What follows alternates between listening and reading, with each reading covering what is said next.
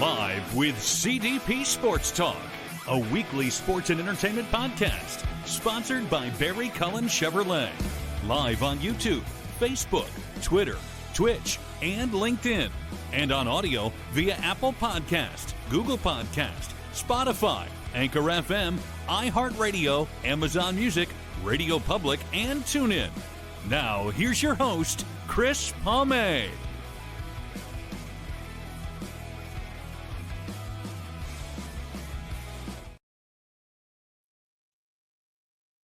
Good afternoon, everybody. Welcome to Season 13, Episode 48, overall 708 of Live with CDP Sports and Entertainment Talk Show, brought to you by our friends at Barry Cullen Chevrolet Dealership, located at 905 Woodlawn Road West in the Guelph, Ottawa. Check out their website, barrycullen.com, for the newest selection of new and pre-owned GM vehicles, along with their great selection of all-electric vehicles and Cadillac vehicles as well.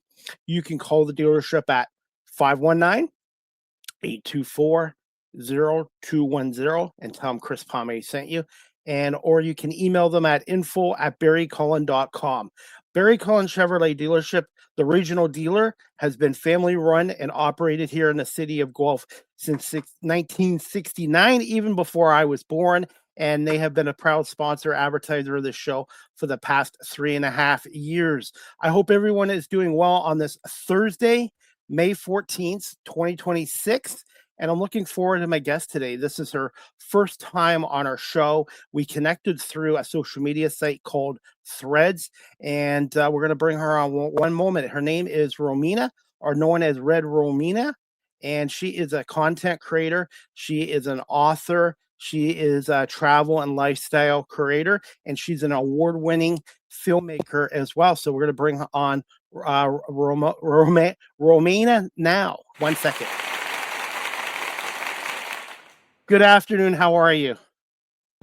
I'm doing awesome. Thank you so much for having me, Chris. How are you doing? You're very welcome. I hope I didn't butcher your first name. No, that's all right. You're doing fantastic. Okay, because I always try to make sure I get my guest names right too. And doing all these shows, I've met so many people from around the world, and it's the guests that make a great show. So thank you so much for coming on here today, and I'm excited to speak with you. Thank you. I'm excited to be here. So how are things in your part of the world? I believe in Miami, Florida? That's correct. Yeah, I'm in Miami, and it is excruciatingly hot today. But aside from that, it's really nice. It was a little rainy this week, so I'm actually happy that it's like sunny and blue skies today. Are you originally from the state of Florida? I am, yeah. Actually, Miami specifically, born and raised. What makes Miami such a great place to live and work in, minus the weather? Obviously, the weather is a big factor.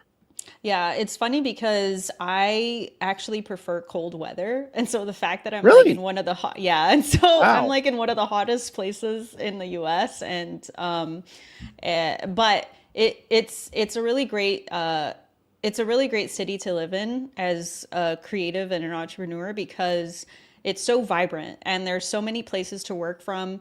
Like sometimes I'll just go to botanical garden or I'll be by the ocean working on my laptop, and it's just something that you don't really get in a lot of other cities or states in the US. So I'm very fortunate that I live in a place where a lot of people vacation. And would you say Miami is a very diverse city too? Yeah, 100%. I think it's not just like diverse like culturally, but also it's very diverse in the type of people who are here. There's a lot of entrepreneurs, a lot of young people who are go-getters, and it's really inspiring and it's motivating to be surrounded by people who kind of have like the same mindset and have the same energy. By the way, I'm 53 years old, and for many years I worked in another job, a corporate job for many years. I never thought I would see myself as an entrepreneur or a business owner. And 6 years ago, 6.5 years ago, I got a taste of the broadcasting bug, and now I'm proud to say I'm an entrepreneur and a business owner and a full-time content creator as well. That's amazing. Congratulations on joining the best part of being a human. Absolutely. And I love being my own boss. I set my own hours and I'm responsible for my work. And it's just great to meet people like yourself. And I wanted to ask you this, Romina. When did you get the bug for being a creative, a content creator, and an entrepreneur? When did this all start for you? I think that's a really great question because for me, entrepreneurship started really early on. I've always been very creative in terms of like solving problems. And when I was really young, I started off making little businesses around my neighborhood and doing stuff like just selling stuff in my neighborhood. So entrepreneurship actually started off for me when I was really, really young.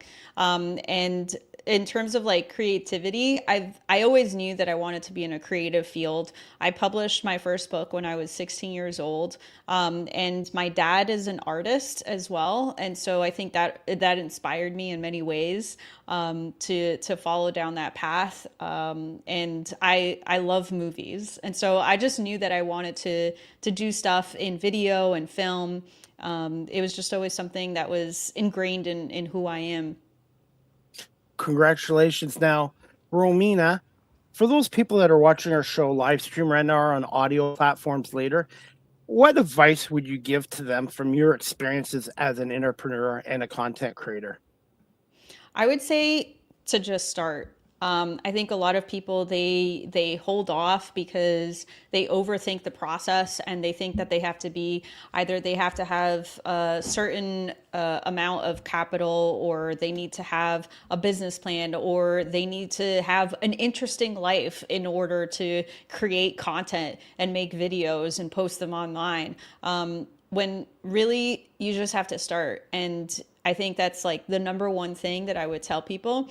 And I think the second thing that I would tell people is that this path is very non-linear, and so it's something that I encourage people to lean into and not try to make it linear, because I think a lot of people, they'll think that you have to do things a certain way and follow things in a strategic manner that is kind of like outlined by our predecessors. But like in actuality, it's better if you jump into the deep end and you do things in a non-linear way and kind of explore and find your way to success. What are some challenges for entrepreneurs in 2026 from your perspective? I think that AI is probably a huge challenge. It is a leverage for a lot of people who previously they had obstacles or challenges in like being able to develop was probably something, whether it's like to make an app or to make a website or to create a platform. These things were challenges in the past, but now with AI, that has kind of like been become more accessible for people who have really big ideas. But then on the flip side, that's also a challenge as well, because now we have a lot of people who are creating products because it is now so accessible. And so I think now more than ever, it's so crucial for entrepreneurs and creatives alike to figure out what your differentiator is and figure out what is going to make you stand out and what will make you unique. And I think that ultimately the answer to that is you. It's who you are as a person, your perspective, your opinions, and that sort of thing is what's going to make you stand out in this sea, and is kind of what will give you the leg up for one of the biggest challenges this year for entrepreneurs, which is, standing out in a sea of apps and all sorts of products. Like now more than ever, I think entrepreneurship is more accessible than it's ever been. Absolutely. And when I was younger, I didn't know what I wanted to do, and they didn't have this technology back in the 90s. So this technology has been great, and I've used it. Now, AI can be a good tool, and I use a little bit of AI for my editing video when I'm extremely busy, but I still edit video the old-fashioned way. But I do use it when I am extremely busy, and it comes in handy. I wanted to get your thoughts on AI. Do you obviously it has a lot of good advantages, but do you find AI is shrinking the workforce and also shrinking the film industry these days too? I wouldn't use the word shrinking so much as changing. I think that there are many more possibilities now. I mean, there's a number of people who have really wonderful ideas for stories and they have stories to tell. But previously, they didn't have the technology. They didn't have the gear available to them. But then, with the smartphone and with camera equipment becoming more and more accessible, then that gap got more narrow and people were able to create those ideas. And I think now it's even more narrow, where there's just going to be more and more people creating more films and creating more projects. And I think that ultimately what will happen is that we're going to have people who will want to create using AI and people who will want to create with a fully human team and not use any AI. And I think that there's just going to be multiple levels to content creation or to film in general. And I don't think that it's shrinking. I think that we're just going to have many more options to choose from, both as a consumer and also as a creator. I want you mentioned this earlier too. You wrote your first book at 16 years old. Congratulations. Thank you. What was your inspiration behind your first book, and how would you describe your writing style? So, my very first book was a book of poems that I wrote between the ages, I think it was like 12 and 13, something like that. So, I was like a preteen, just like on the cusp of becoming a teen. And the reason that I put this book together was because I was already writing poetry. For whatever reason, that's just the way that I chose to express myself at that age, was through poetry. And then it got to a point where I had a lot of poems that I had collected over the years, and I think that having a strong support system around me and having like family and friends, and at the time I was in school, and I was definitely known as like the creative person in school, and so within all of that, I eventually put all of those poems together and then had them published. I designed the cover myself. It was a painting that I did. And the book is called The Freedom of My Eyes. And yeah, I guess like in terms of like my writing style, there's so many different degrees to it. Very much so for that book, I was exploring who I was as a person and as an individual. I was a teenager. So I think that it is an interesting book to read as an adult, because you kind of have to read it through the lens of this girl who's like 12, 13 years old, and the way that she's like exploring the world and becoming a woman and becoming the person that she's gonna be ultimately. And so that book in particular is, I think, unique to my writing style because now I write differently, you know. But when I was that young, there was a lot of self exploration, figuring out the world, trying to understand the world and the things that I saw. So a lot of the things in that book aren't personal experiences, but more so a reflection on the world around me and my interpretation. Romina, we have a couple of people watching on YouTube. Dark Passenger, and Elizabeth, and Elizabeth wants to say Romania is awesome, great guest, and that's the thing I love about my show. It's the guests that make a great show, and the storytelling and learning from every guest that comes on here. Absolutely. Thank you so much. Thank you for calling out the viewers. Oh, absolutely no problem. And I'm still a work in progress. I have to ask you this too. I don't know a lot about poetry. I did a little bit in high school, but what makes a good poet? And where is this book available if people still want to purchase it? Is it still on Amazon.com and all that? That's a great question. I have I have a few copies of the book. It's currently out of print because I'm working on another edition of that book to fix up some stuff now that I'm an adult.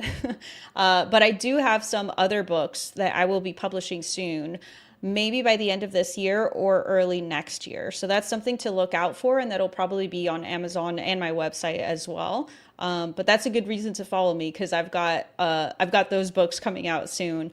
But the other question that you asked was what makes a good poem.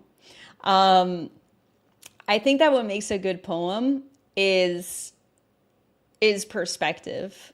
I think that if you put your perspective into it as a writer, I think that's what makes it unique is because you know how many people have written poems about rivers or animals or whatever. Like it's hard to find like an original idea, but I think that what makes it unique is your perspective is your own personal experience that you put into the poem and the words that you use to describe everyday things that you or feelings that everybody experiences or witnesses. I think that's what makes a really good poem is thinking about is like being able to read a poem and thinking about things in a way that's different from your own. What are your thoughts on hard copies compared to digital copies or Kindle and with all the technology nowadays? Well, I love all of the different formats. For me, I don't have like I'm not like a stickler for formats. I think that as long as somebody is reading, I'm happy. Like I don't care how you consume the book, you know.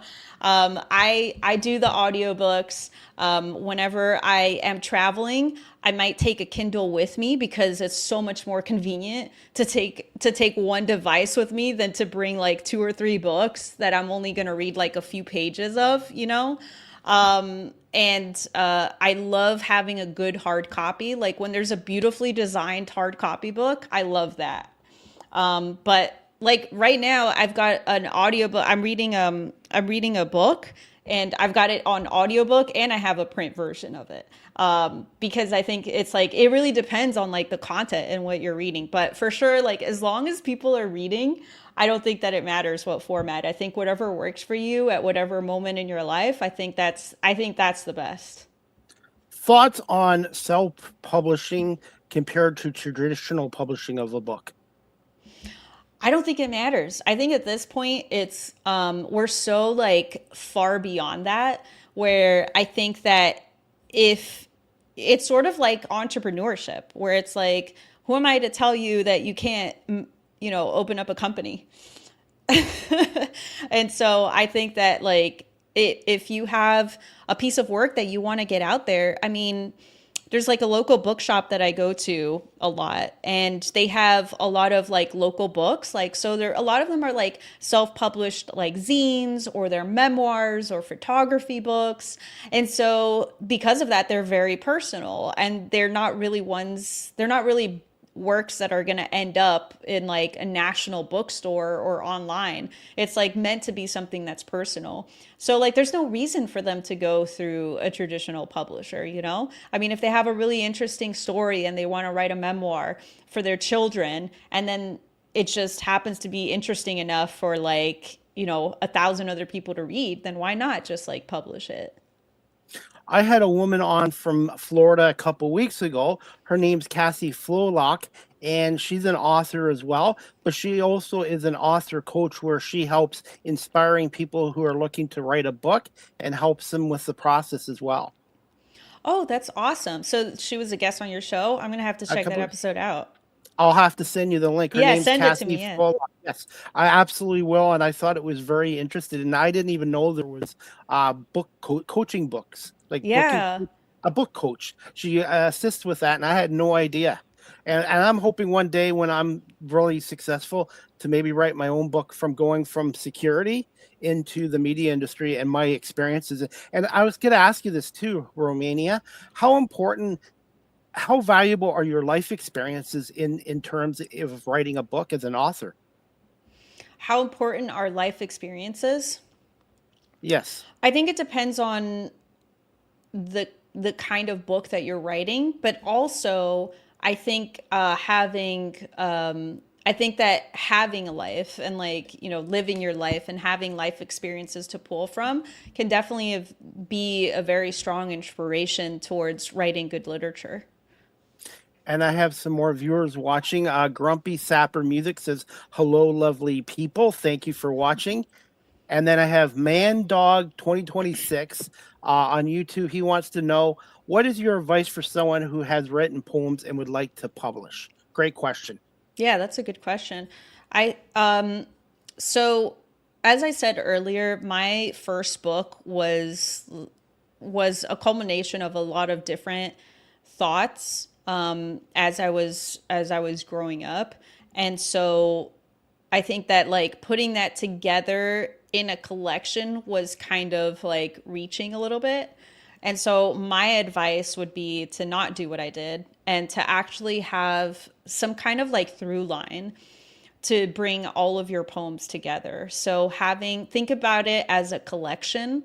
And if a poem doesn't really quite fit in with like all of the other poems, then I would not include it and I would like put it off for some other published work.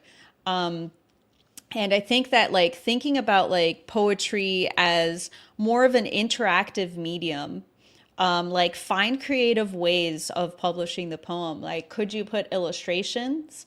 Could you do it with color? Could you put some photography? Like, what are some ways that you can make it a little bit more unique? Because the thing about poems is that I find that poetry, it can be a very like I think that it's a very visual medium. I think that the way that a poem looks on a page can be just as important as what it sounds like when you read the lines off of the page. And I think that kind of thinking about it like that can help to create a really nice piece of published work. Grumpy Sapper Music, who's watching on YouTube again, thank you for comments. He wants to write a book himself. He needs some advice, and he's also says, "I'm writing some stories in music, but I want to transfer them to a book." Yeah, I think the same applies where having some kind of like a through line where there's a cohesive theme or topic that you can put together. I think that if you're doing like short stories, I'm going to assume that they're like short stories in music. I think that kind of putting that into some kind of like visual medium might be good, especially because like a lot of people when they listen to music, they picture a lot of things. And so I think that you're already working with music, Grumpy. So I think that like incorporating that into some kind of like visual medium, I think would be really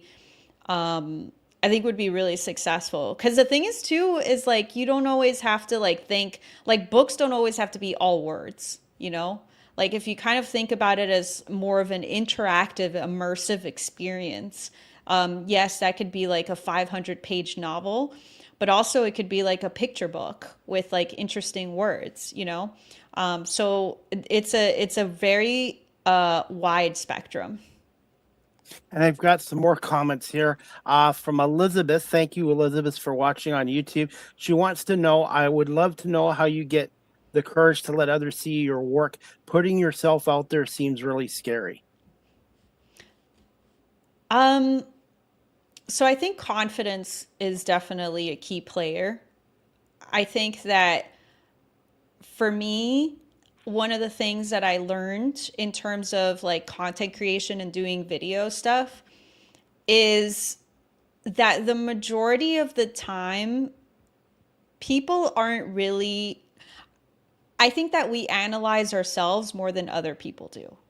And I think 100%. that there are people who will definitely be like, ooh, look how like, look at her eyebrows. They're all like askew, or like, oh, look at the way that she talks. Like, I can't believe she says that. And, people have like opinions for sure. And sometimes worse opinions than like better ones. But I think that we judge ourselves a whole lot more than other people do. I think people are so busy with their own lives and what they're doing that that I kind of think I come at it from that angle, where I just imagine myself and what I would like to see like in my videos. And I think like the number one thing that I hear from people is that they think that their life isn't interesting, or that they think they don't have anything interesting to say. And I think that that is like the core of not having the courage to let other people see your work, because it's I'm not I'm not good enough, or I'm going to be judged, or I'm not interesting, or my life is boring. But in reality, there's so many little fractions of life that can be so interesting to so many people. Like even somebody who makes their own soap, like to them, they might be like, oh, this is boring. I'm just making soap because I make soap for me. But like for somebody who has no idea how to make soap, it might be really interesting to watch somebody else explain how to make soap. And so I think that like courage is really just, it comes from repetition. And you start to I guess like tenderize the meat, as we say. Like if you just keep going, eventually you find the courage to put yourself in front of more and more and more people. And ultimately just remembering that if you are really passionate about something, and you love to do something, that's going to show, and people are going to react according to that. For many years, I used to play small, belittle myself. I would not go out in public. I was afraid of public people, like speaking on public. And ever since I went into security for 2 decades, I had to learn how to talk, listen, communicate, and be a public speaker. And those skills have really helped me here. And I tell people, even high school kids I talk to, just because you're shy at this point of your life doesn't mean you're going to be like that 10, 20, 30 years from now. And I've stepped out of my comfort zone. And also, when I first started doing this show, it was all on private settings. And one of my friends told me, Chris, if you want people to see your work, you have to put yourself out there. And a lot of people obviously support my work, but you also get your skeptics, naysayers, and sometimes haters. But you have to block out the noise too when you put yourself out there in the public eye. Yeah, that's excellent advice. I love what you said to talking to someone who is younger, it letting them know that just because they are a certain way now doesn't mean that they're going to be that way forever. I think that's such an important lesson to learn at that age. And I have another comment here from Mandog 2026 on YouTube. Thank you, buddy, for watching. He wants to know, how can you protect your work before putting it out on social media? Great question. So there's a lot of ways to protect your work. Obviously, copyright is a big thing. That you can file a copyright. You can also file for a trademark, which is a little bit more expensive, but you would only really do that if you have something that's really unique, like some kind of like a slogan, or a word or something like that. And then also having the basic like legal structures. Don't necessarily like protect the work itself, but it does give you leverage if you have to counter some kind of, if you have to do some kind of dispute. Unfortunately, when you put your work out there, no matter what it is or where it is that you publish it, you are going to run the risk of it being out in the world. And so it does get difficult to protect your work. I mean, I have traveled a lot and I have been to so many countries where they have knockoff Starbucks, Burger Kings, and like almost like the same logo, same colors. Like they do not care. Okay. They don't care about IPs. They don't care about trademarks. They don't care about copyright because they're in like they're so far removed from the place of origin that it's not threatening for them to copy you and to have the same thing. So there is always a risk. I mean, I sometimes I think like maybe there's like some website out there that's just like uploading all of my videos and I have no idea. And I have no idea. Just like Starbucks doesn't know that there's like a fake Starbucks in the middle of the mountains in Pakistan. Like they have no idea. I know because I saw it, but like they don't know. They don't know that it's there unless someone who works at Starbucks saw it. And so I think you just kind of have to do what you can to protect yourself until a certain level, because after that, like once the cat's out of the bag, it's hard to put it back in. Romania, as a content creator, and I'm one myself, I'm always aware of trends. And I find nowadays that everybody's attention spans is shrinking, and it seems like your videos are 15 seconds or less seem to get more views nowadays. What's your thoughts? Yeah, I wrestle with that myself because am I think that it's harder and harder to hold on to somebody's attention for a longer period of time. But what I have found is that the longer I make my videos, the longer people watch. And so I like originally I I thought that if I made my videos shorter, that more people would watch the videos because of the fact that people were staying for short bursts of time. But what I realized was that the longer that I make my content, the more time they spend watching my videos. Um, and I think part of that is creating a culture around my content that rewards them for staying longer. And and number two, filtering out the people who don't who can't stand to watch for more than a couple of minutes. So I think that as a creator, continuing to push through the noise and continuing to create content that provides value, I think is going to be so much more sustainable in the long run than trying to chase fast trends, trying to create quick content that feeds the short span mind. And I'll be honest, even when there's days where I'm not working media, like last night I went to a baseball game in Toronto, I still had my phone with me. I had my microphone and I was still creating content. And that's all I try to do. It's not quantity, but I try to produce quality content. And sometimes I think something's going to do well on TikTok and YouTube. It doesn't. And then sometimes I post something on there and I'm like, this is silly. Nobody will watch it. And it doesn't go viral, but it gets a lot of views too. Yeah, I think the same thing happens to me. I think it happens to a lot of creators. I think it's just like continuing the course, continue to do the thing that you want to do with your content, and eventually your audience will find you, the right audience. And one thing too, people don't realize I'm the host here, producer, content creator, but creating content is a full-time job as well as booking guests and it's something but you know what? I don't call it work, it's a passion of mine. Yeah, I think that it's important to have passion, especially doing this, because it can be so difficult, so lonely sometimes, and isolating. And so I think like surrounding yourself with the right group of people, surrounding yourself with other creators, other business owners, and entrepreneurs is so important because it makes it so much easier.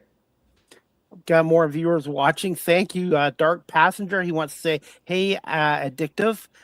He has a question for you too, by the way. He wants to know, how do you determine the kind of content you want to create? Does the content sort of choose you based off what takes off? Good question. I think it's a combination of both of those things. So I've been traveling my whole life. My parents, they love to travel, and so I was very fortunate that this is how I grew up. This was my way of life.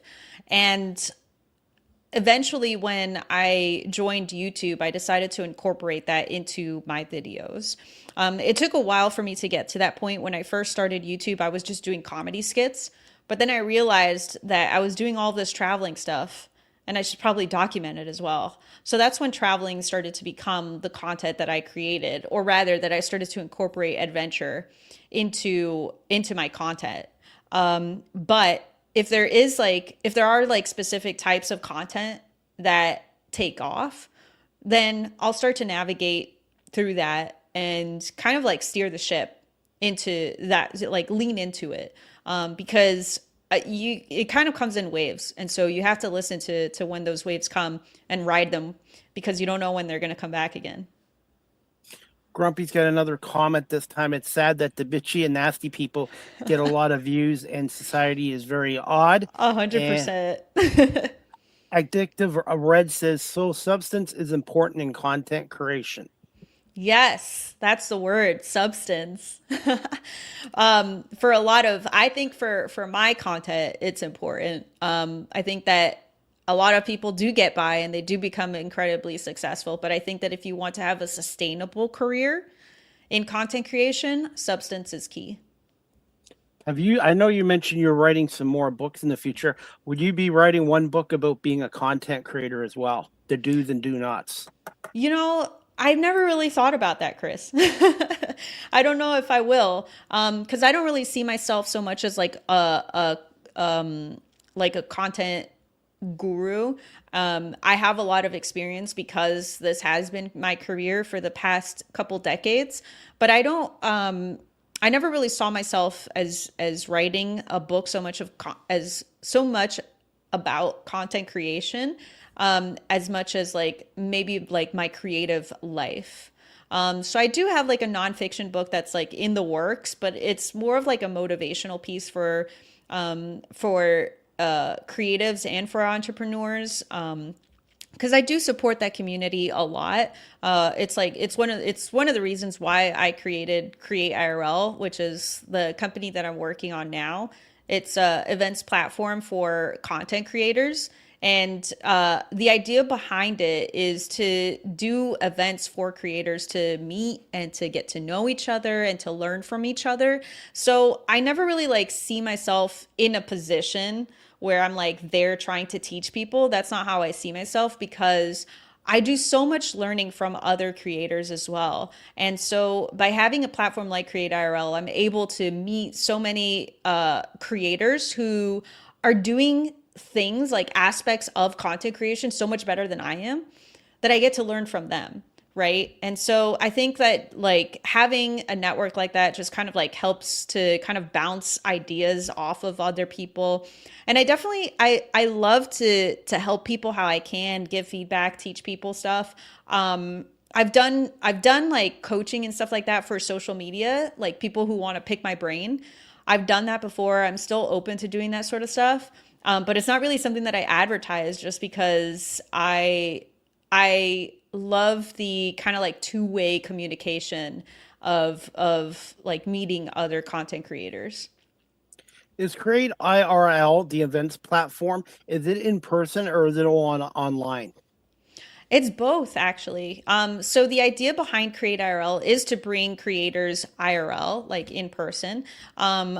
But we have a platform online, so we actually host events multiple times a week. So we do it every week, and we get together online. But we also host events IRL as well. And we've done stuff like we've done pop-up events in like Atlanta, New York, and Los Angeles, and Miami as well. And we're hoping that this year we can ramp up some of those IRL events, because that's really the goal behind Create IRL. Is like there's so much, like, and I'm sure that you understand, Chris, being a creator yourself, is like there's so much time that we spend by ourselves, like working on our content creation, building everything, and creating content, that finding other people to bounce ideas off of and kind of like get that feedback from other people who are at the same level is hard to do sometimes because there's so few people who understand exactly what we're doing.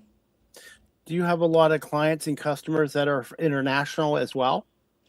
Yeah, so we have a number of creators. Most of our creators are from the U.S., but we did have a member who I think she was in Germany. I forgot.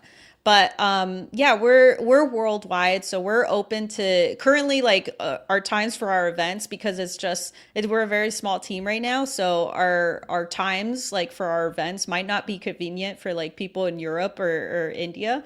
But we're hoping to ramp up those online events too at like different hours once we expand our team so that we can have more of a worldwide membership.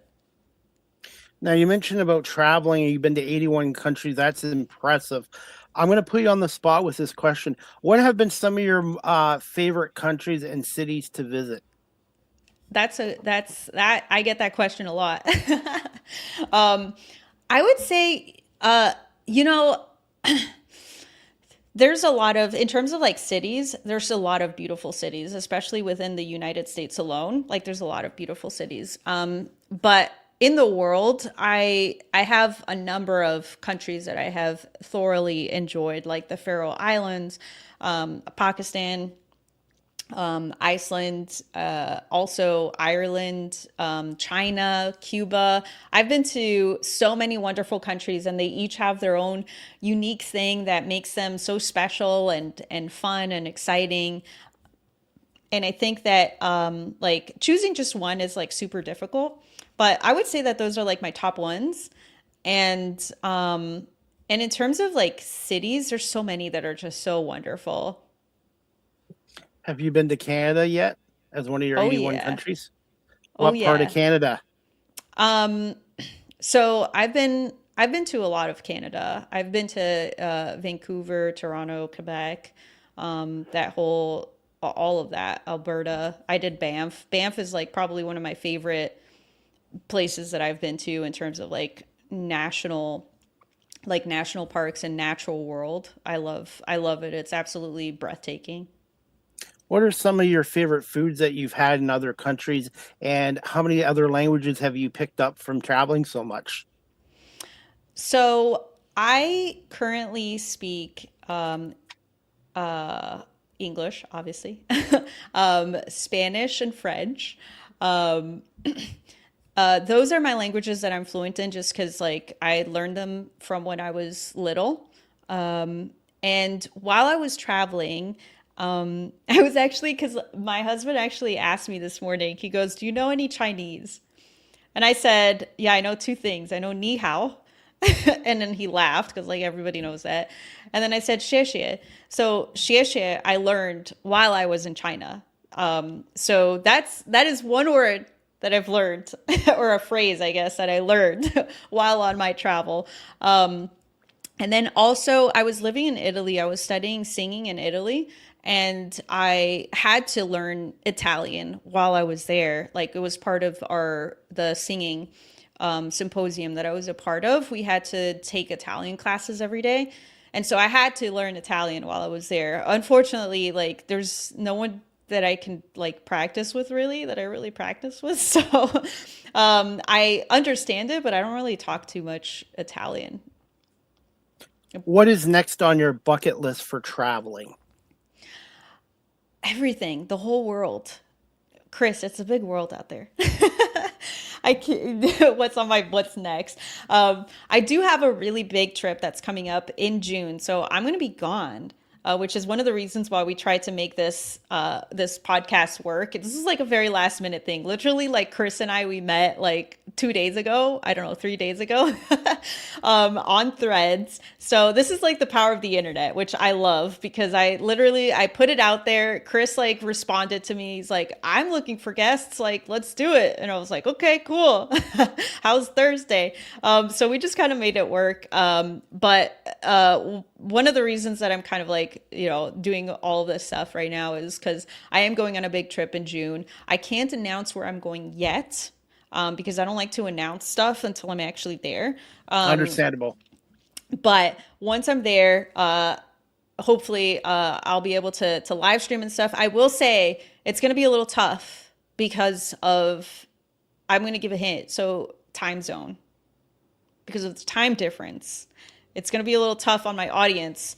I don't know when I'm going to do like the live streams because it's I'm basically the time difference is going to be a little bit tough, but we'll see how it goes. I'm going to continue doing the live streams and creating content while over there. I'm going to be gone for the most of the month of June, but I'm super excited because it's definitely an area of the world that I have not explored yet, and I'm looking to do very soon. But just to answer your question, I do have two countries that I haven't been to yet that are on my short bucket list. That they're like my dream country that I just haven't been to yet. One is Australia, and the other one's Japan. Both on my bucket list, and Italy too. Oh, Italy's wonderful. Yeah, I've been to Italy a number of times. I'm sure that you'll enjoy it, Chris. Do you like pasta? I might not be Italian, but I look Italian. I love pasta. If I could, I'd eat pasta 7 days a week. Okay, then you're gonna love Italy.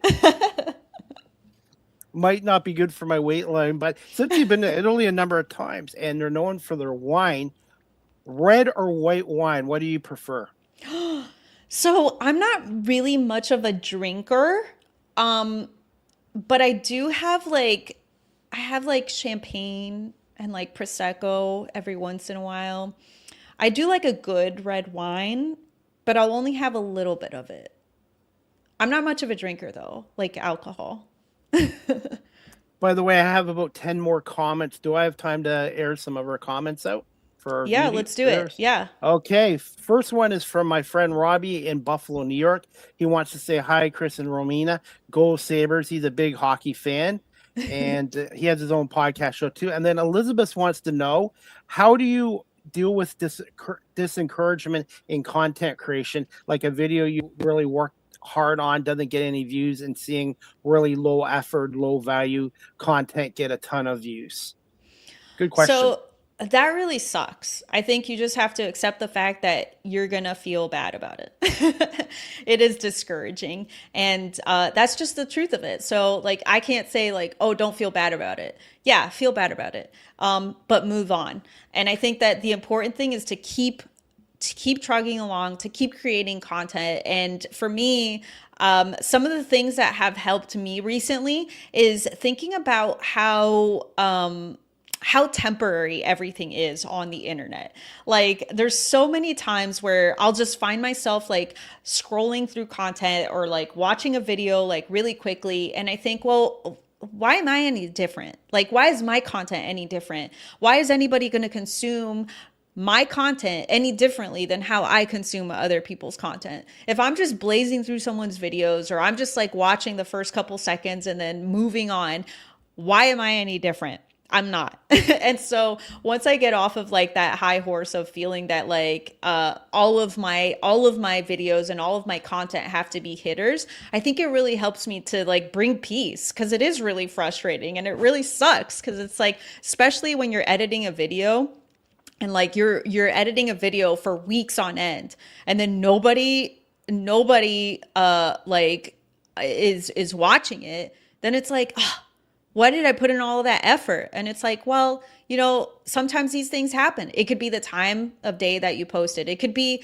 one single thing that you said in the video that like triggered half of the people to stop watching. It could just be like the audio. Maybe it's the colors. Maybe it's like the lighting in the video. Who knows? Like, there's so many different things, and kind of like analyzing it from that perspective, kind of seeing like, okay, let's see when people started to drop off, because when people drop off, that affects the overall views of the video and whether your videos get served to more people. So kind of like paying attention to that and being like, okay, when did they start to drop off? Is this something that I can adjust for my next video?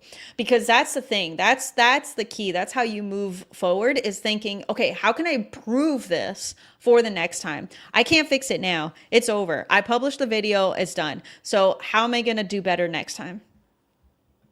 100%. And sometimes some of my stuff doesn't go very well, and then sometimes it does. I ate a bowl of ice cream last week, banana cream pie ice cream, and I did a little video on it, and it did really well on social media. And the owner of the business kind of thanked me for it, and I was glad to help out too. And Yeah. that's one of the things I do as a talk show host, as well as my own media company, as I can go to people's businesses and cut promos for them and put it on social media. And that's the thing. Don't give up. You got to have a strong mindset. Just continue to produce good content. Don't worry about the numbers. Eventually they will come. Definitely. Another comment here. This is this is another comment from Elizabeth. She would like to see a Crate IRL Nashville event. Would be epic, and also one in Canada would be nice too. By the way, or near Soon. Toronto. I'm Yeah. near Toronto. I'm an hour from Toronto. So, and then Grumpy wants to say, love Banffs, love my time up there. I've been to more of the United States than my own country. So my next goal now is to travel around Canada, Western Canada specifically, and also Australia, Italy, and the Netherlands. The Netherlands is another country I'd like to visit. Ooh, nice. Me too. Yeah. And I've had guests on from 10 different countries and also 10 different time zones. So I've had to learn the time zone differences around the world too. It's the worst. These comments, thank you everybody for commenting on YouTube. This is amazing. Mandog 2026 is saying, can a shy person with creativity survive on social media, or does a content creator have to have a public facing and have a dynamic personality on camera? I Good think question. that having a dynamic personality on camera is helpful. I think that you can be shy and be creative and survive on social media. There's definitely so many channels out there that are faceless channels. There's brands, there's artists. It just depends on the type of content that you're creating, but it's 100% possible. I mean, I see it all of the time. And the comments are keep coming in. Elizabeth says clearly she's going to Mountain Time. Nobody does anything at Mountain Time. And I'm then neither going to deny that or accept that. go to the Philippines. You won't regret it. 100%. That's another country. Yeah. And I think I've caught up on all the questions, but hey, these guys have been great today. And like I said, are you okay for a few more minutes and a few more questions? Yeah, 100%. I think we can do a rapid fire. Okay. What is the story behind your Amor Studios? Can you tell us a little bit about that? Yeah, about the name or just like the company itself. The company and how you became the behind the company and also the name too, the Cool. branding. Okay, so Animore Studios, Animore is just my name backwards, which a lot of people don't realize. But I think it's a company that I created when I was. It's been almost 20. It's been 20 years now.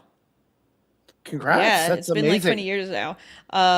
This is my film production studio. So I produced feature films, worked in Hollywood for over a decade, and I just wanted. It was something that I used a lot. Like whenever I wanted to do something, I would just write my name backwards a lot. I liked how it looked and I liked how it sounded, and so then that's just what I made my company name. I wasn't even of legal age yet. What were some of your challenges of starting up your own digital media and film production company? I think so. That's a good question because I think like at the time that I started this, it was more of like a legal thing that I did for all of the work that I was doing. It just made it a lot easier for getting paid and doing film gigs. I think that later on, in terms of production, one of the most challenging things was, I think, like finding like networking. I would say like the first thing was just like networking and finding the right people, the right team members in order to have on all of my projects, which at the time, because this was my first company that I officially created and one that I worked on for many years. And so doing that, That was probably like one of the challenges at that time. I think that now it's so much more easier to have a film production company than it was when I first started this. Do you find there's more independent movies being made now than even in 5, 10 years ago? Yeah, I do. Absolutely. Especially now with like AI. I think there's so much like a lot of pitch films and like that's pilot episodes that are being made. And I think that we're just going to see more and more indie filmmakers surface. One, because of AI, the accessibility of like the technology and being able to bring to life any story that you want. But then also, secondly, I think people are going to become more and more interested in the art of filmmaking as a human without AI. And so I think that because of that, we're going to see a lot of people learn how to make films the old way. I said that in quotes for the people who are just listening. And so I think that we're definitely going to see more indie films pop up, especially as we see. I mean, we already saw that like with the rise of YouTube and content creation online, we started to see more and more independent filmmakers than before 2006. Before 2006, you had to make movies the old way. You had to raise capital, and there was no way that you were making a movie for anything less than a few $100,000. And if you were, then nobody was watching that movie. But nowadays, you can make a movie with like $20,000, and you can have millions of people watch that movie. So I think that we're just going to see more and more of that in the years to come. Do you find creativity is shrinking specifically in the Hollywood film industry these days? And you're seeing so many reboots and sequels as well. Yeah. Yeah, I definitely do see that. I'm generally like a very positive person, and I'm a tech forward person. But I do see a lot of unoriginal stuff that's coming from mainstream media and traditional Hollywood. I feel like it's getting harder and harder to see like original films, like well done films. Like even just going back to the 90s and the 80s, like well, not so much the 80s. I'm going to say more like the 90s. Like if we're going back to like the 90s and the early 2000s, like we see even like comedy, even like the most low budget films, there's something about them, the way that they were filmed, the way that the directing, the acting, the screenplays, there's just like a higher caliber that was expected, that is not really expected anymore. I think now there's just like so many cash grabs, and I think it's really difficult to create good quality films when we have like these movies that all they're looking to do is spend hundreds of millions of dollars in order to make hundreds of millions of dollars back. And so when you're just trying to meet the bottom line, I think that it hinders the creativity. How would you describe yourself as a filmmaker?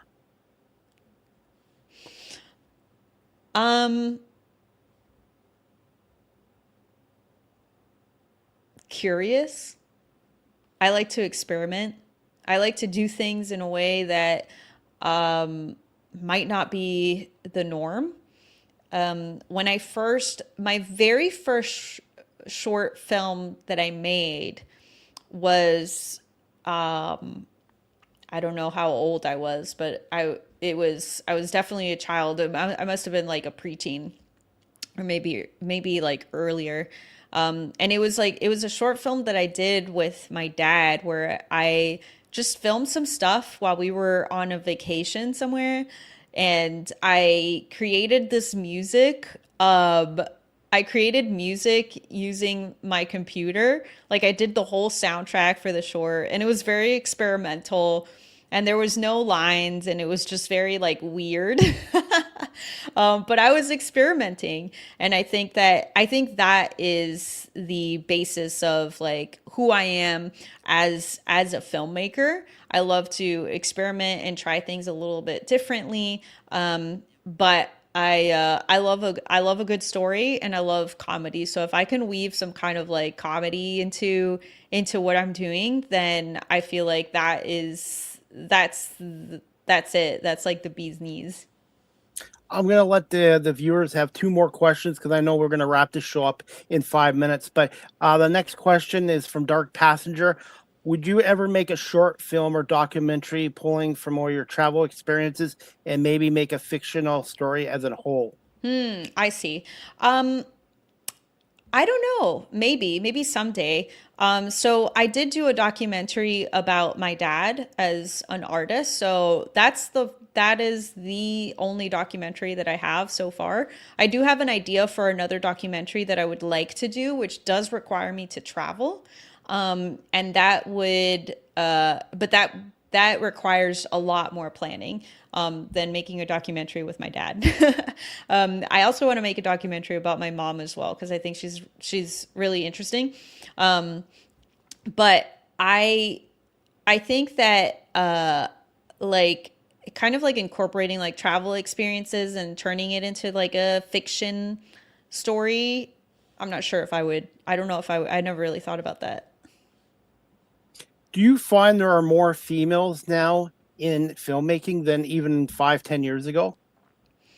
Yeah, I think so. But I think in general it's just because it's more accessible. I think it's more accessible now for people. I mean, there's more kids now too who are like creating film and like teenagers and stuff. Like there's this guy who he's I think he might be like 18 years old. He just got a deal with like A24 to make a movie. And so I think it's just like more accessible now. So there's definitely more diverse people who are creating films and being creative. If there was one actress out there that could play you, who would it be? Okay, so one person that everybody says that I am similar to is Sandra Bullock. I also get I also get Sarah Silverman a lot. And so I feel like I think it would have to be like I I'm not sure who would play me now because of like the age difference. And you know, Sandra Bullock is a little bit is a little bit older than so she wouldn't be able to play like a younger me, and I haven't lived my future be years yet, so I don't know if she would do it, but it's probably someone like her, Deborah Grump, Winger. Deborah Winger. And last question from the viewers because we're going to wrap this up, obviously. Man Dog, again, thank you for watching on YouTube. He wants to know, is there a lesson learned experience that you can share about going into the business for yourself?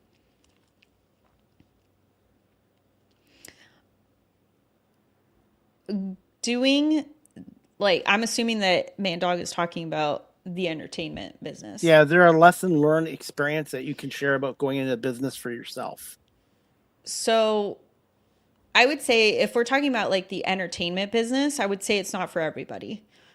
There's a lot of rejection, a lot of self-doubt, and you really have to be a go-getter.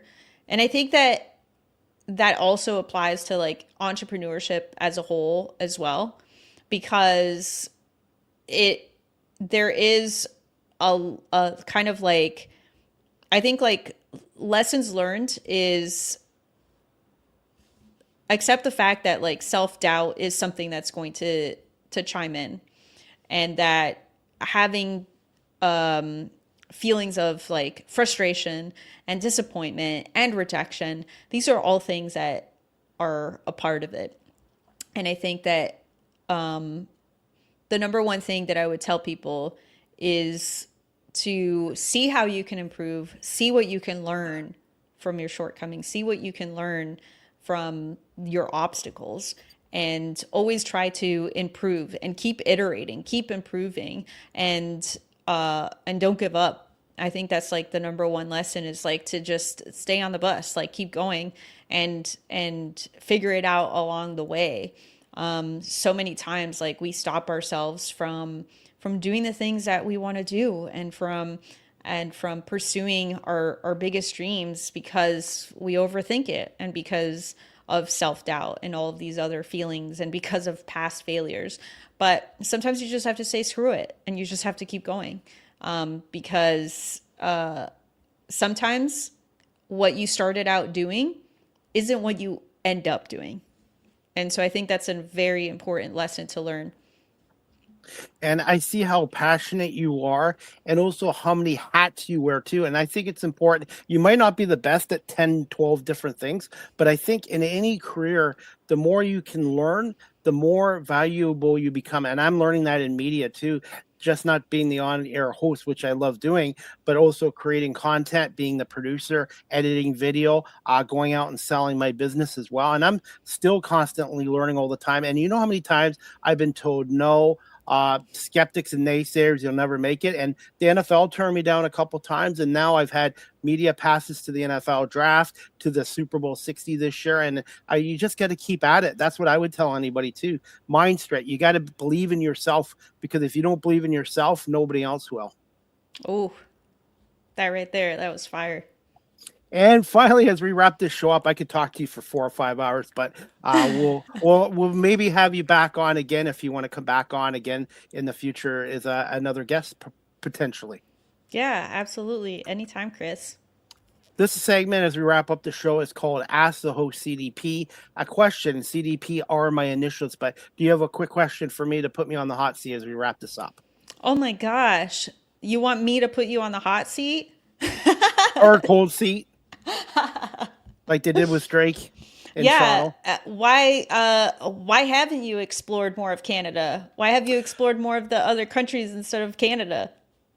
I just because I love sports and I love shopping, and I have family and friends over there. But to be honest, I do want to travel more in Canada. I've had a number of guests on from Western Canada, and I've seen some of the videos and the pictures out there. So Western Canada would be one.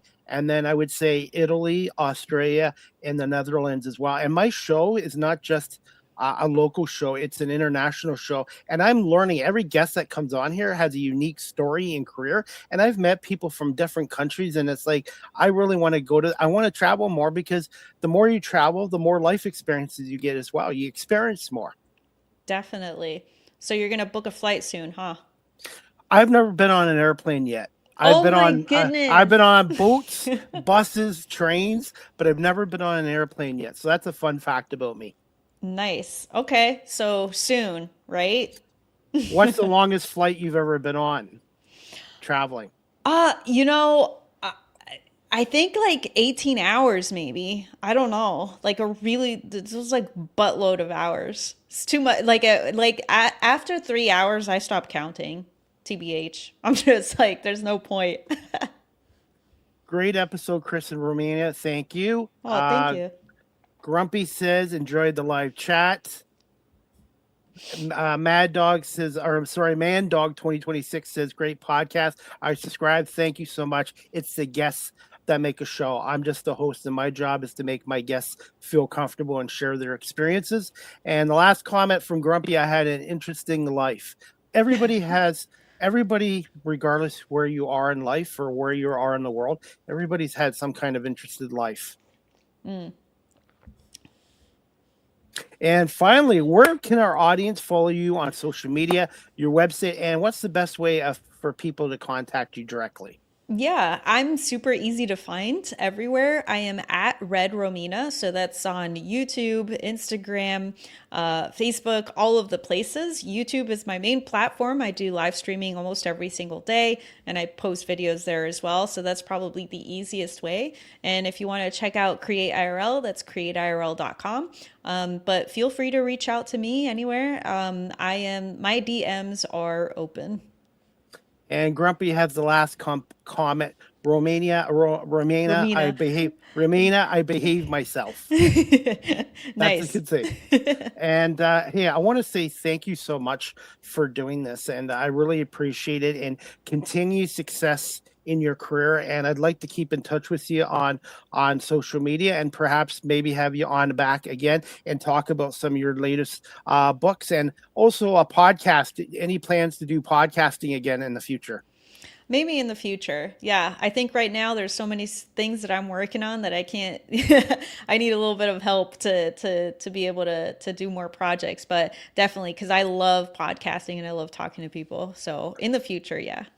Absolutely. And if you give me a little bit of time tonight, because I have another show at 7 o'clock, I will send you the video, the audio, and I will edit this into reels and clips, and I will tag you in on it social media. And any feedback later would be greatly appreciated, because the only way you get better as a professional, as I take feedback from everybody and just try to keep improving and learning daily.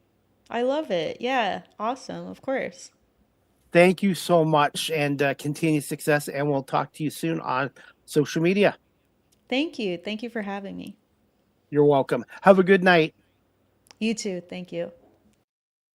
All right, everyone, that wraps up season 13, episode 48, overall 708 of Live with CDP Sports and Entertainment Talk Show, brought to you by our friends at barrycollin.com. And before we wrap the show up, guys, I'm going to play a little video clip from Romina's YouTube channel.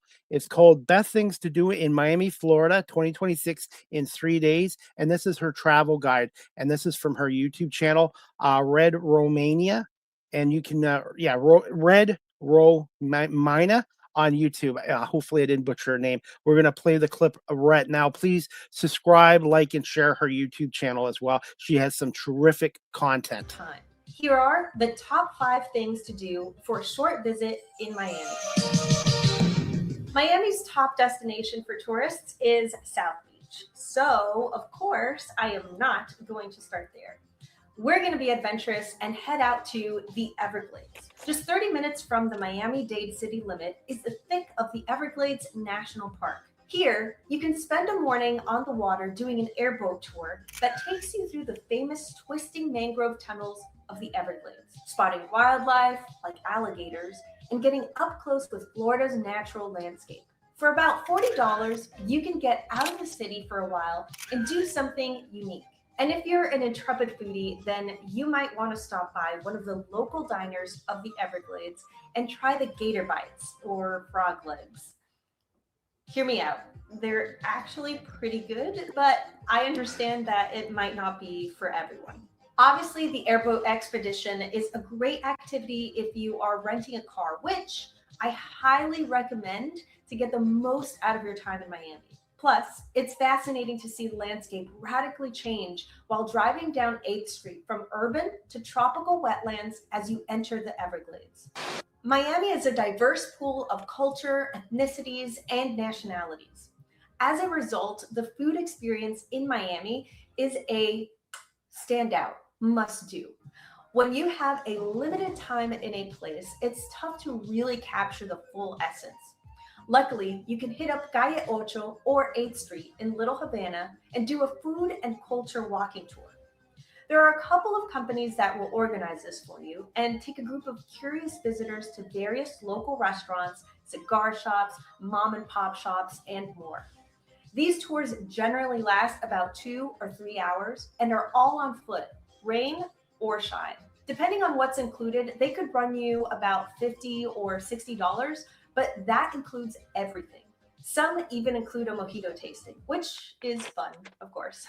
I'm local to Miami, and I would say that this is a cost-effective way of making the most of your time, getting to try a variety of tropical cuisine dishes and learn a bit about the history of the city. Of course, you can go to Little Havana and do the tour yourself, but doing everything a la carte might take more time and cost more. Make sure you keep an eye out for the chickens and the roosters, who are also a staple of this neighborhood.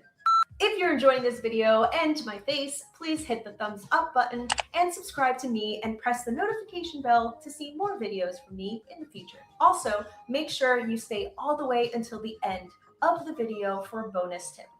Now that we're on a culture run, and I'm all about the culture, let's talk about museums. Miami is known internationally for its music and art.